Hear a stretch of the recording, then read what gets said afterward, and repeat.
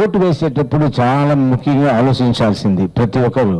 చదువుకున్న నాకే ఓటింగ్ దగ్గర వెళ్ళేటప్పుడు అక్కడ ఫస్ట్ ఆఫ్ ఆల్ లైట్ సరిపోలేదు. అలా ఈ ఓటింగ్ మా మూవీ ఆర్టిస్ట్ అసోసియేషన్లో లైటింగ్ సరిపోలేదు. అండ్ ఆల్సో ఇంతకుముందు అసెంబ్లీ ఎలక్షన్స్లో ఓటు వేసినప్పుడు కూడా లైట్ సరిపోలేదు. అండ్ అక్కడ వెళ్తే వెళ్ళండి వెళ్ళండి అంటారు. వెళ్ళిన వెంటనే ఒక నర్వస్నెస్, ఇది వెయ్యాలి, ఏం చెయ్యాలి అన్న నర్వస్నెస్, ఆ నర్వస్నెస్ వచ్చేలా వాళ్ళు తీసుకొచ్చేస్తారు.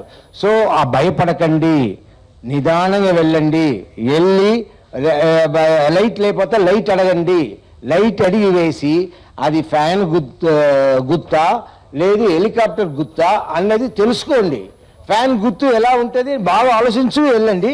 ఆ ఫ్యాన్ గుర్తు వేసేటప్పుడు కరెక్ట్గా వేయండి. వీళ్ళేం చేస్తున్నారు, కేఏ పాల్ గారు అదే పేరుతో దగ్గర ఉన్న గుర్తు హెలికాప్టర్లో కూడా ఫ్యాన్ ఉంటుంది కాబట్టి ఆ గుర్తు పెట్టేస్తున్నారు. దాన్ని చూసి ఏమారిపోవద్దు. మన ఆ కంగారులో ఏదో ఇది నొక్కేస్తాము.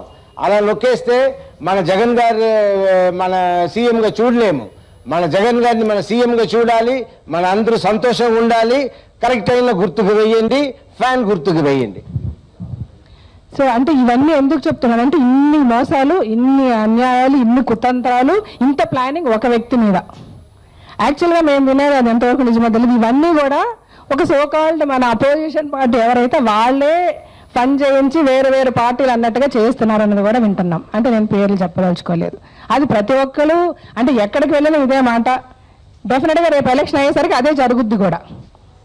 ఇవన్నీ వెళ్ళి జాయిన్ అయిపోతాయి కూడా అదే పార్టీలో. కానీ అలాంటి ఒక అవకాశం ఇవ్వద్దు, అలాంటి ఓటింగ్ అలాంటి వాళ్ళకి ఓట్లు వేయొద్దు. ఎందుకంటే ఇవన్నీ కూడా జగన్ గారికి వచ్చే మెజారిటీని తగ్గించేస్తాయి. ఇప్పుడు ఎవరు ఒకసారి కదా మనం పవన్ కళ్యాణ్ గారికి వేద్దాము, లేకపోతే ఒక్కసారి మనము ఎవరు కేఏ పాల్ గారికి వేద్దామని దయచేసి ఓట్లు వేస్ట్ చేయొద్దు.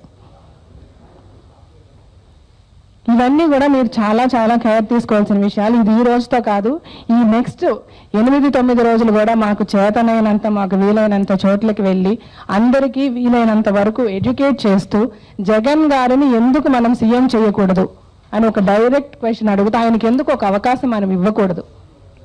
ఏ వ్యక్తి మీద ఇప్పుడు మనల్ని పరిపాలించే వ్యక్తుల మీద ఉన్న ఆరోపణల కంటే, వాళ్ళు చేసే అన్యాయాల కంటే జగన్ గారి మీద వేసేవన్నీ ఆరోపణలుగానే మిగిలిపోయి ఇవన్నీ ప్రూవ్ అయిపోయాయి. వీళ్ళ మీద వేసిన ప్రతి ఆరోపణ ప్రూవ్ అయింది.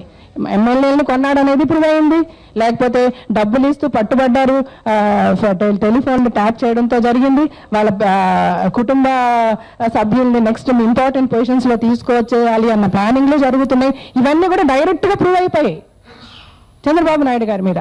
వేరే జగన్ చంద్రబాబు నాయుడు గారు చిన్న దొంగ అని అనుకున్నామండి. ఆయన ఉన్న దాంట్లో పెద్ద ఉన్న దాంట్లో మంచి దొంగ అనే ఇంతవరకు ఓటు వేసుకొచ్చాం.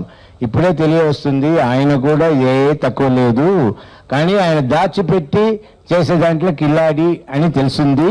సో చంద్రబాబు నాయుడు గురించి ఇప్పుడు నేను చెప్పాల్సిన అవసరం లేదు, మీ అందరికీ తెలుసు. సో బాగా ఆలోచించండి. If you like the video, please like us and subscribe Tollywood Nagar.